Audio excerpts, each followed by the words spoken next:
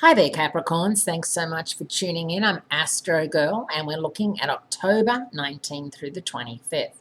And the Sun is leaving Libra and moving into Scorpio, which is a water sign. You're an earth sign, so together, earth and water makes mud, and mud, of course, sticks together.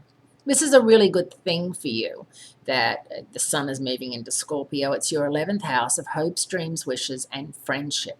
If you and a friend have ever talked about opening a business together, or doing something on the weekends, or even having a garage sale and just putting all your stuff together, or moving in together. I mean, with the economy the way it is in a lot of places, and people having to move home, like people in their 30s and even 40s having to move back home because they can't afford to live by themselves, it makes sense that there's people who are in their 30s and 40s who are roommates, because living on your own is not only too expensive, but for a lot of people it's lonely.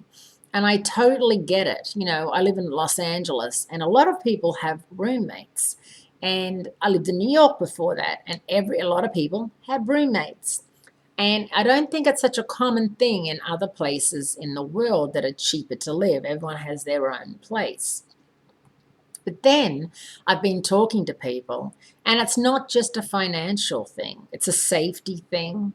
It's a comfort thing. It's a company thing.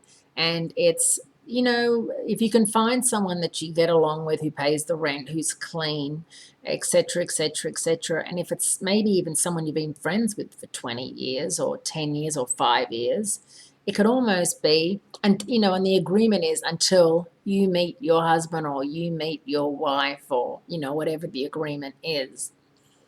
It can be something that is doable. So this is something that you could also be talking about with a good friend. And if that friend is a Scorpio or a Virgo or a Taurus, that is a very good cosmic sign that they are a good match for you.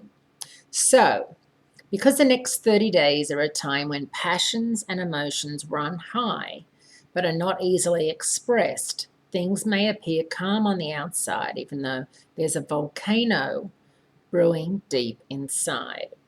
Because Scorpio is an energy that loves to open doors marked "Do Not Enter," be careful when you're rooting around in your emotional cellar that you don't open a can of worms.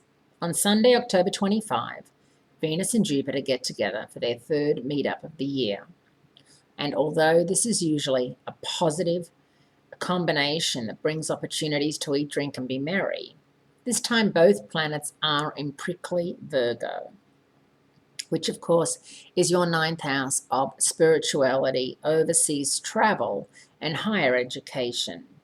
You will better enjoy the positive earthly pleasures that this duo has to offer if you eliminate the anxious side of Virgo that criticizes and obsesses over the small stuff and focus on the big picture, Jupiter, and trust that everything will be all right, because sometimes that's all you can do, Capricorns. Trust. Have a wonderful week. Great speaking to you, and I look forward to speaking to you again next week. And be kind to yourself.